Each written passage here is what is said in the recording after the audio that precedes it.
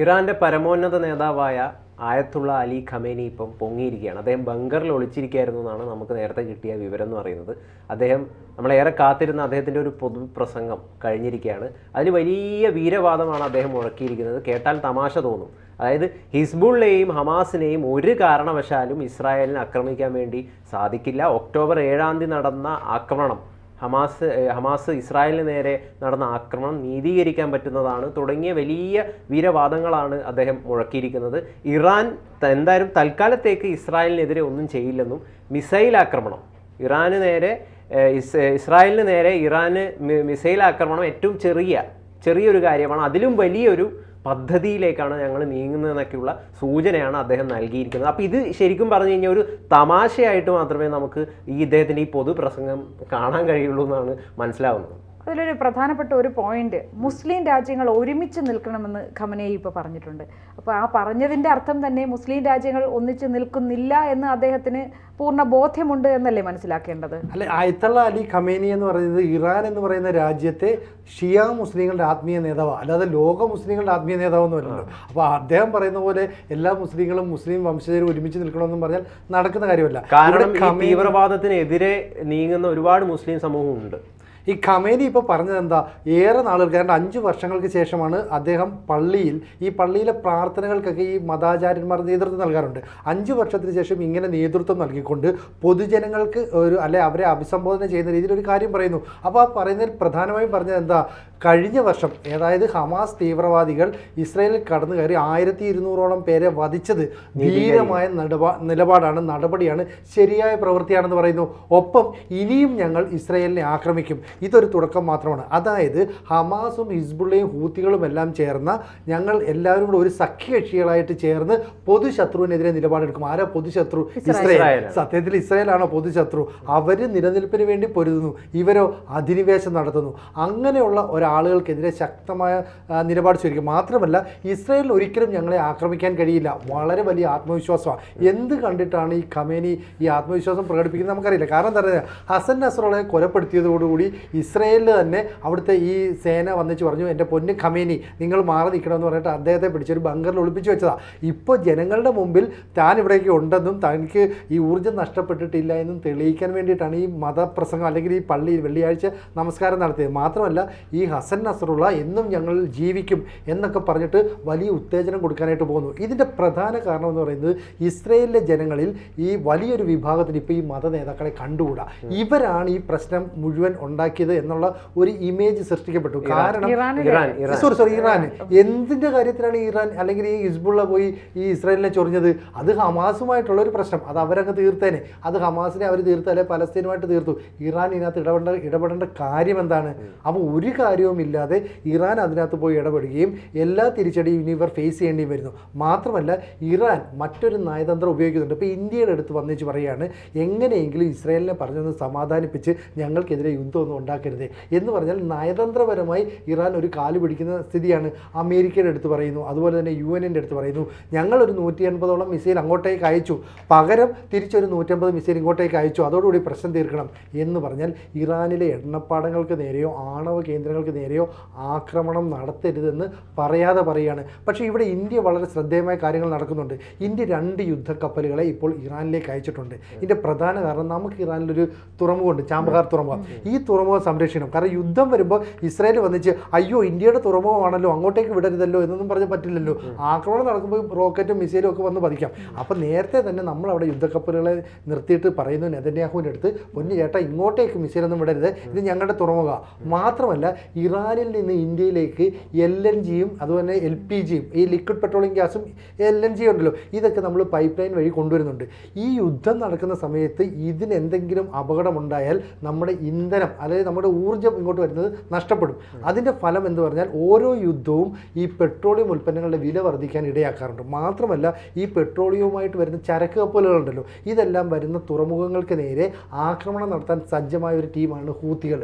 ഈ ഹൂത്തിയിലെ അതായത് ഈ പറയുന്ന സിറിയയിലെയും അതുപോലെ തന്നെ ലെബനിലെയൊക്കെ ഹൂത്തികളുടെ ഒരു സാന്നിധ്യമുണ്ട്. അവർ ഈ കപ്പലുകളെ ആക്രമിച്ചാൽ ഈ പറയുന്ന പെട്രോളിയത്തിൻ്റെ അല്ലെങ്കിൽ ഓയിലിൻ്റെ സപ്ലൈ തടസ്സപ്പെടും. ഇത് നമ്മുടെ നാട്ടിൽ ഈ എണ്ണ വിതരണത്തെ തടസ്സപ്പെടുത്തും. അപ്പം ബാരൽ കണക്കിനാണ് ഈ വില കൂടുന്നത്. അതുണ്ടാകാതിരിക്കാൻ ഇന്ത്യ മുൻകരുതൽ എടുത്തുകൊണ്ട് 2 യുദ്ധക്കപ്പലുകൾ അങ്ങോട്ടേക്ക് കൊണ്ടുവന്നു. അപ്പോൾ ഈ യുദ്ധക്കപ്പലുകൾ അവിടെ ചെന്നപ്പോൾ അവിടുത്തെ ഇറാനിലെ യുദ്ധക്കപ്പൽ നമ്മുടെ യുദ്ധക്കപ്പലിനെ സ്വീകരിച്ചുകൊണ്ടാണ് പോകുന്നത്. അതായത് വാട്ടർ സല്യൂട്ട് കൊടുക്കാനൊക്കെ പറയത്തില്ല, ഇങ്ങനെ അഭിവാദ്യം ചെയ്ത് കൊണ്ടുപോകാം. അതൊരു യുദ്ധക്കപ്പൽ മറ്റൊരു രാജ്യത്തേക്ക് ചെന്നാൽ ആ രാജ്യത്തെ യുദ്ധക്കപ്പൽ അങ്ങനെ സ്വീകരിക്കണം എന്നുള്ളതാണ്. നമ്മുടെ ഉദ്ദേശം എന്താണെന്ന് ഇറാൻ മനസ്സിലാക്കിയിട്ടില്ല. നമ്മൾ വളരെ കൃത്യമായിട്ടാണ്. അപ്പം ലോകരാജ്യങ്ങൾ ചിന്തിക്കുമ്പോൾ ഇന്ത്യ ഇസ്രായേലിൻ്റെ കൂടെ പരസ്യമായ സൗഹൃദമാണ്. ഒപ്പം ഇറാനുമായി സൗഹൃദത്തിന് 2 യുദ്ധക്കപ്പൽ അയച്ചു. സത്യത്തിൽ ഇറാനെ സഹായിക്കാനല്ല, നമ്മളുടെ തുറമുഖം സംരക്ഷിക്കണം, ഒപ്പം ഈ പൈപ്പ് ലൈനിനെ സംരക്ഷിക്കണം. അപ്പം നമ്മൾ അവിടെ സേഫായി ചില കാര്യം ചെയ്യുന്നു. അമേരിക്ക 43 ഭടന്മാരെ വിന്യസിക്കുന്നു. ഒപ്പം ഈ യൂറോപ്യൻ രാജ്യങ്ങളായ ജർമ്മനിയും UK-യും ഫ്രാൻസും ഒക്കെ ഇവർക്ക് ഉപരോധം ഏർപ്പെടുത്തണം. ആർക്ക്? ഇറാന് എന്ന് പറയുന്നു. എന്നിട്ടാണ് ഈ പറയുന്ന ഖമേനി വന്നിച്ച് പറയുന്നത് നമ്മൾ ചെയ്തത് ശരിയാണ്, ഇനിയും ഞങ്ങൾ തിരിച്ചടിക്കും, ഇസ്രായേലിന് ഞങ്ങളെ ഒന്നും ചെയ്യാൻ കഴിയില്ല, അടുത്ത കാലത്തൊന്നും ഞങ്ങളെ ആക്രമിക്കാൻ പറ്റില്ല, ഞങ്ങൾ കൂട്ടമായിട്ട്. ഇദ്ദേഹത്തിന്റെ ഈ ഒരു നിലപാട് നമ്മൾ ഗൗരവത്തോടുകൂടി കാണണം. ഇനി എന്തായിരിക്കും ഇറാൻ ഇസ്രായേലിന് നേരെ എടുക്കാൻ പോകുന്ന ഒരു നിലപാട് എന്ന് വരും ദിവസങ്ങളിൽ ആശങ്ക ഉണർത്തുന്നില്ലേ? അതെ, ആശങ്ക ഉണർത്തുന്നുണ്ട്. പക്ഷേ ഇറാൻ അങ്ങനെ പറയാനുള്ള ഒരു കപ്പാസിറ്റി നിലവിലില്ല. അവർക്ക് ആയുധപരമായിട്ട് അവർ ശക്തരല്ല, സാമ്പത്തികപരമായിട്ട് ശക്തരല്ല. മാത്രവുമല്ല ഇസ്രായേലിനെ ഇറാൻ റോക്കറ്റ് വിട്ടല്ലോ, അതോടുകൂടി ഇസ്രായേൽ ഇവരെ ആക്രമിക്കാൻ തീരുമാനിച്ചു. പക്ഷേ അത് എപ്പോൾ എങ്ങനെ എന്നുള്ളത് മാത്രമാണ് ഇനി വ്യക്തമാകാനുള്ളത്. അമേരിക്കയും പച്ചക്കൊടി കാണിച്ചു. എന്നിട്ട് പറഞ്ഞു നിങ്ങൾ ആനുപാതികമായ തിരിച്ചടി നൽകണം. അതായത് വലിയ കൊടുക്കല്ലേ എന്ന് പറഞ്ഞാൽ എണ്ണപ്പാടം കത്തിയാൽ പിന്നെ ഒരു രക്ഷയില്ല, ഒരു മാസം നിന്ന് ആ പാടം കത്തുക എന്നൊക്കെ പറഞ്ഞിട്ടാണ് പറഞ്ഞത്. അപ്പോൾ ഇങ്ങനെ പറയുമ്പോഴും ഇറാൻ വീണ്ടും പോയി ചൊറിയാണ്. ആരാണ്? ആത്മീയ ആചാര്യൻ ഈ ആയത്തുള്ള അലി ഖമേനിയെ കൊണ്ട് അവിടുത്തെ ജനങ്ങൾ പൊറുതിമുട്ടി. ആ രാജ്യത്തിന് 1979 മുതൽ ഒരു സ്വതന്ത്രമായി ചിന്തിക്കാനോ പ്രവർത്തിക്കാനോ കഴിയുന്നില്ല. അപ്പോൾ അവിടുത്തെ സ്ത്രീകളും പുരുഷന്മാരും ഉൾപ്പെടെയുള്ളവർ രംഗത്തേക്ക് ഇറങ്ങുകയും ഇനി ഈ മതനേതാക്കളെ വെച്ചുകൊണ്ട് പോകാൻ പറ്റില്ല എന്ന നിലപാട് സ്വീകരിക്കുകയും ചെയ്തു. ഇത് അവരുടെ ഒരു വൈറ്റ് ഗാർഡ്സ് എന്ന് പറയുന്ന വോളണ്ടിയേഴ്സ് ടീമൊക്കെ ഉണ്ട്. അവർ കൃത്യമായിട്ട് ഈ മത നേതൃത്വത്തിനെ അറിയിച്ചിട്ടുണ്ട്. അതുകൊണ്ടാണ് പള്ളിയിലേക്ക് വന്ന 5 വർഷത്തിന് ശേഷം റിസ്ക് എടുത്താണ് പള്ളി വരുന്നത്. ഈ സമയത്താണ് ഇസ്രായേൽ ഒരു ആക്രമണം നടത്തുന്നെങ്കിൽ തീർന്നില്ലേ. മാത്രമല്ല ഈ മൊസാദിൻ്റെ ഒരു കരവല അവിടെയൊക്കെ ഉള്ളതുകൊണ്ട് ഈ പള്ളി എവിടെ, ഇവർ ഒളിച്ചിരിക്കുന്ന സ്ഥലം എവിടെ, ആണവ കേന്ദ്രം എവിടെ, കൃത്യമായ ധാരണ അവർക്കുണ്ടാവും. ആ സ്ഥലത്താണ് ഈ ഖമേനി വന്നേച്ച് പറയുന്നത് ഞങ്ങൾ ഇസ്രായേലിനെ തിരിച്ചടിക്കും, അവർക്ക് ഞങ്ങളെ തിരിച്ചടിക്കാൻ കഴിയില്ല. ഇത് ശരിയായ നിയമമാണ്. കാരണം ഞങ്ങൾ ഈ തീവ്രവാദ സംഘടന, അവർ തീവ്രവാദ സംഘടന എന്നല്ല പറയുന്നത്, അതായത് ഒരു കോസിന് വേണ്ടി നിലകൊള്ളുന്ന ഹമാസും ഹൂത്തികളും പിന്നെ ഹിസ്ബുള്ളയും എല്ലാം ചേർന്ന് ഇറാനുമായി ചേർന്ന് ഞങ്ങൾ ഇസ്രായേലിനെ അതിക്രമിച്ച് അല്ലെ ആക്രമിച്ച് കീഴ്പ്പെടുത്തിക്കളയും. ഇസ്രായേൽ എന്ന് പറയുന്ന ഒരു രാജ്യം ഈ ഭൂമുഖത്തു നിന്ന് ഞങ്ങൾ തുടച്ചു നീക്കും എന്നൊക്കെ വെല്ലുവിളിക്കുകയാണ്. അപ്പോൾ ഇസ്രായേലിനെ സഹായിക്കുന്ന യൂറോപ്യൻ രാജ്യങ്ങളും അമേരിക്കയും ഒപ്പം ഇന്ത്യയും എല്ലാം കൂടെ സഹായിക്കാനായിട്ട് വന്നാൽ ഇവർ പ്രതീക്ഷിക്കുന്ന സഹായം ചൈനയിൽ നിന്നാണ്. ചൈന പേടിച്ച് പതുക്കെ പിന്മാറും. ഇതിൽ ഏതെങ്കിലും രീതിയിൽ റഷ്യയെ സഹായിക്കുമെന്ന് പറയുന്നത്. പക്ഷേ ഇത്രയും രാജ്യങ്ങൾ ഒരുമിച്ച് ഇറാനെതിരെ നിൽക്കുമ്പോൾ റഷ്യ പിന്മാറും. മറ്റൊരു കാര്യം കൂടെ ഉണ്ട്. ഈ ഏറ്റവും കൂടുതൽ എണ്ണ ഉൽപ്പാദക രാജ്യങ്ങളിൽ ഒപെക്സിന്റെ കണക്കിൽ തന്നെ 3-ാം സ്ഥാനത്താണ് ഇറാൻ. ഇറാനെതിരെ ശക്തമായ ആക്രമണം നടത്തിയാൽ മറ്റൊരു എണ്ണ ഉൽപ്പാദക രാജ്യമാണ് റഷ്യ.